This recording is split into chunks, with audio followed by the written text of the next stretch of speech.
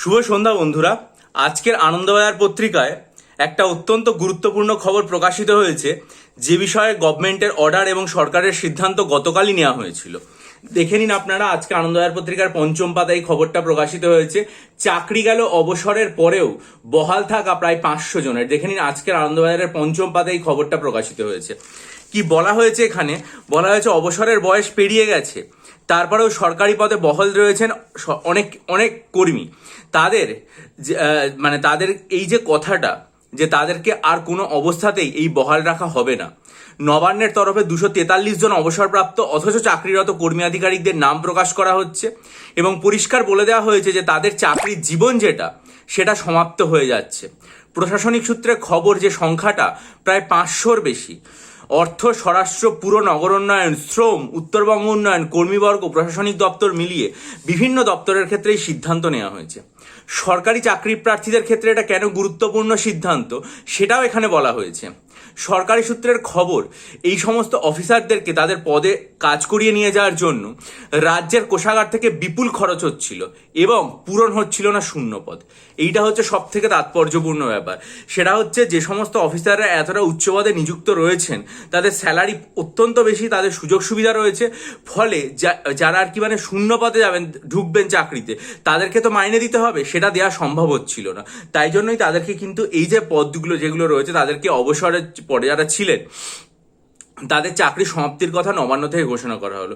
সুতরাং এটা অত্যন্ত একটা পজিটিভ দিক যে আমাদের রাজ্যের নবগঠিত সরকার তারা ক্ষমতায় এসেই রাজ্যের যারা চাকরি প্রার্থী তাদের জন্য এত গুরুত্বপূর্ণ সিদ্ধান্ত নিয়ে চলেছেন। এর জন্য এই ছোট্ট চ্যানেলের তরফ থেকে সমস্ত চাকরি প্রার্থী ভাই বোনেদের হয়ে রাজ্যের নবগঠিত সরকার এবং মন্ত্রিসভাকে অনেক অনেক অভিনন্দন এবং আশা রাখবো যে তারা যাতে এই ধরনের চাকরি প্রার্থীদের জন্য ভালো যে ব্যাপারগুলো, ভালো যে তাদের নিয়োগের ব্যবস্থা সেটা যেন করে যায়। এবং এই আশা নিয়ে আজকে আপনাদের সামনে একটা খবর আমি রাখতে চাইবো, সেটা এই সময় পত্রিকায় প্রকাশিত হয়েছে। দেখে নিন আপনারা, এই সময় পত্রিকায় এই খবরটা প্রকাশিত হয়েছে। ঠিক আছে, আমরা জানি যে আমাদের রাজ্যে সিভিক ভলেন্টিয়ার আছে, কিন্তু এই সময় পত্রিকাতে 11ই মে অর্থাৎ সোমবার দিন এই খবরটা প্রকাশিত হয় যে সিভিক ভলেন্টিয়ার মডেল ভেঙে পুলিশে কি এবার নিয়োগ? আশায় বাহিনী ঠিকঠাক নিয়োগ হবে এবার কলকাতা এবং রাজ্য পুলিশে? পুলিশ বাহিনীর অন্দরেই এই প্রশ্নটা ঘুরে যাচ্ছে। কেন এইটা চাইছে তার উত্তর এখানে একদম পরিষ্কারভাবে দেওয়া রয়েছে।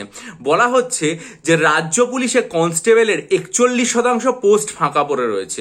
কলকাতা পুলিশে 5000 কনস্টেবলের পোস্ট খালি। তাহলে ভেবে দেখুন যে রাজ্য পুলিশে যদি 100টা টোটাল পোস্ট থাকে, তার মধ্যে 40-এর ওপরে পোস্ট ফাঁকা। কলকাতা পুলিশে 5000 কনস্টেবলের পোস্ট ফাঁকা রয়েছে। তাহলে একই রকম ভাবে আমরা যদি দেখি, তার উপরে সাব ইন্সপেক্টরের কথাটা এখানে উল্লেখ নেই, নিশ্চয়ই সাব ইন্সপেক্টরের এরকম পোস্ট ফাঁকা রয়েছে। যারা একটা রাজ্যের আইন শৃঙ্খলা পরিস্থিতি দেখাশোনা করেন এবং আইন শৃঙ্খলার দায়িত্বে থাকেন, তাদের যদি এত পোস্ট ফাঁকা থাকে তাহলে সেই রাজ্যের ক্ষেত্রে সেটা কোনো ভালো জিনিস নয়। সুতরাং যেটা করা উচিত সেটা হচ্ছে অবিলম্বে পুলিশ রিক্রুটমেন্টের বন্দোবস্ত করা উচিত। একই সাথে যেমন পঞ্চায়েত রিক্রুটমেন্টের কথা ঘোষিত হয়েছে, আমরা আশা রাখছি যে পাবলিক সার্ভিস কমিশনের তরফ থেকে বা এসএসসির তরফ থেকে প্রত্যেক বছর নিয়োগ হবে। ঠিক একই রকমভাবে পুলিশ রিক্রুটমেন্ট বোর্ডের তরফ থেকেও কিন্তু এই দায়িত্বটা নেওয়া হোক যে প্রত্যেক বছর সাব ইন্সপেক্টর এবং পুলিশ কনস্টেবলে যে রিক্রুটমেন্টের প্রসেস সেটা এখন থেকেই শুরু হবে এবং আর কোনো রকম কোনো ভ্যাকেন্সি যেগুলো রয়েছে সেটা কোনো জায়গাতে থাকবে না, যাতে এই সমস্ত ভ্যাকেন্সিগুলো পূরণ হয়। তাহলে দুটো জিনিস হবে। এক নম্বর, সেটা হচ্ছে যে রাজ্যের যারা জনগণ রয়েছেন তাদের আইন শৃঙ্খলার দিক দিয়ে সুরক্ষা দেওয়ার যে কাজ, সেটা যেমন পুলিশ বাহিনী যথাযথভাবে করতে পারবে, একই রকমভাবে যুবক যুবতী যারা এতদিন ধরে প্রস্তুতি নিচ্ছেন তাদের চাকরি পাবেন, তারাও আত্মনির্ভর হয়ে তাদের নিজেদের এবং তাদের পরিবারের মুখে হাসি ফোটাতে পারবেন। নতুন সরকারকে কেন্দ্র করে আমাদের অনেক আশা, তাদের যে মন্ত্রী পরিষদ তাদের কাছেও আমাদের অনেক আর কি দাবি দেওয়া, কারণ আমাদেরই ভোটে নির্বাচিত আমাদের সরকার। তাদের কাছে আমাদের করজোরে নিবেদন থাকবে, আপনারা চাকরি প্রার্থী ভাই বোনদের কথা ভাবুন। ভাবা অবশ্যই শুরু করেছেন, বয়সের ঊর্ধ্বসীমা বাড়ানো থেকে এই সমস্ত পোস্টে যারা অবসরের পর ছিলেন তাদেরকে আস্তে আস্তে চাকরি জীবনের সমাপ্তি হরানো। একই রকমভাবে দ্রুত রিক্রুটমেন্টের প্রক্রিয়াটা শুরু করে পরীক্ষার্থীদের মুখে নিশ্চয়ই আপনারা আশার আলো ফোটাবেন। এই ধরনের কোনো নিউজ পেলে অবশ্যই আমি আমার চ্যানেলে জানাবো। তার জন্য চ্যানেলটা সাবস্ক্রাইব করুন, বেল আইকন প্রেস করে রাখুন এবং সমস্ত খবরের জন্য চ্যানেলের দিকে নজর রাখুন।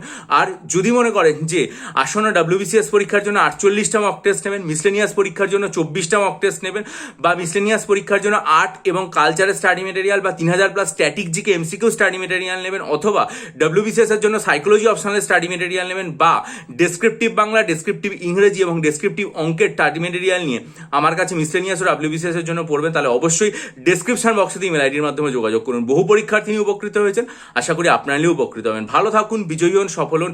ভিডিওটা লাইক করে বন্ধুদের মাঝে ছড়িয়ে দিন, আপনাদের মূল্যবান মতামত দিন, হাইপ করুন এবং লাইক করুন। ভালো থাকবেন।